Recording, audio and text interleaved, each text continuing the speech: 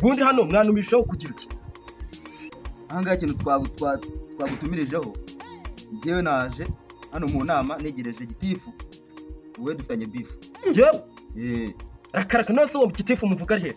Buretse ahubwo nk'umuntu nka gitifu twatumijeho kaza kuza akadukemura ibibazo ari he kataraza. Ariko abagitifu barabaye nihanganyeho gake. Abagitifu mu batoye bo barakwira pe. Amasaha ataragera none sari gucica gakoma ko kunywa. Kabuze tike se nta wamenya. Uwo mugitifu rero amajwi yapfuye usabamo. Ariko wabona yawe n'imbogamizi zatumye atinda nta wamenya. Ahubwo reka dutegereze turebe byari. Kukiza mbogamizi twebwe tutahuye nazo. Nago turaba. Ari cyo umuntu yagize runaka ugatuma atinda. Nivuga cyane atazo usanga n'abandi bari basigaye bashwanye. Tumutegereza arabikemura.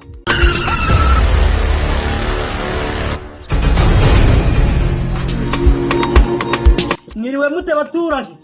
Twiriwe neza muyobozi. Ariko giti nuri utumizaho inama ujye ubaseriye reba igihe tuba twicariye ahangaha. Ariko nk'inshinzi y'umugore niwe waje wicara hano wenyine abandi ko batavuze ntago ari abantu. Umva madam ugende neza tutaza guserera ngaho mumbwira ibibazo byanyu. Umva giti njye ifite ibibazo byinshi. Ejo bundi uyu muhungu twarahuye arahanuka ibitutsi byinshi cyane. Ariko abagitifu twaragowe koko ubu nje gukemura ibibazo by'abagabo byo gutukana ngaho mbwira ibitutsi byawe. Giti ngiye ibitutsi yanyituki ni ibitutsi bitatu. Icyambere yanutse uyu mugabo yanutse ngo komanyo. Icya kabiri yanutse ngo ni inyana y'imbwa. Icya gatatu yanutse ndagatwera nyoko. Ariko abagabo mbwa muragwira ubu ngubu urabura gufata mu mutwe imishinga izakugirira akamaro ugafata mu mutwe ngo ibitutsi ngo komanyo ko ngo inyana y'imbwa ngo gaswera nyoko.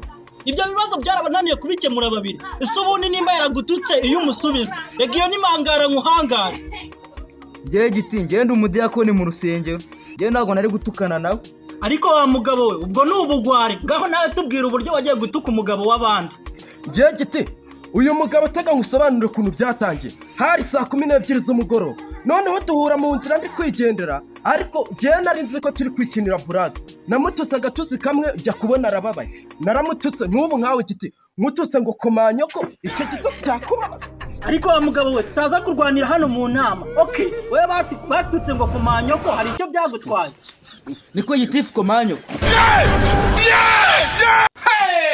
Niko yanutse igitutsi cye kuri mama kandi nta nuwongira. Ariko kumutuka komanyo ko ndumva nta nicyo bitwaye. Kereka yaza kumutuka kanyoko. Ariko mwifunzi koko. Gashinga ibiti mpunzi. Niko ndaye umugore we ni gute utinduka umugabo wanjye warangiza ukamutuka gutya. Amsiko nta soni ugira wandaye ndani nyoko. Umva mwamahero mwe. Nako mwabaturage mwe.